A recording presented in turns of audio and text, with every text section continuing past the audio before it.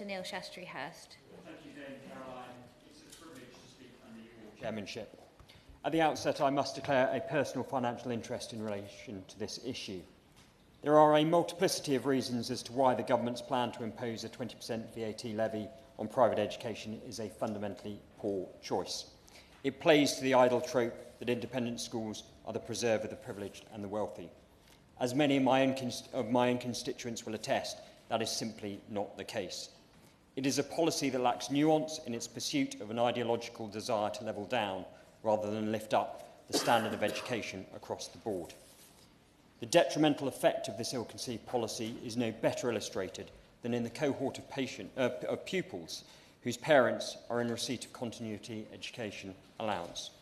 CEA is critically important for military and diplomatic service families who need boarding schools to provide a stable education. There is a societal and moral contract that exists between the state and our military. It is a golden thread that runs through our society, binding the two together. The government's proposals threaten not just to shake that bond, but to break it. To date, the government has provided no assurances that its policy will make those service families in receipt of CEA exempt. Combined with these, the rough decision to implement the plan by January 25, and it is little wonder that service families are feeling deeply distressed at the ongoing uncertainty. If the government fails to grip the situation, the cost of a suitable education for many armed forces children will become unaffordable.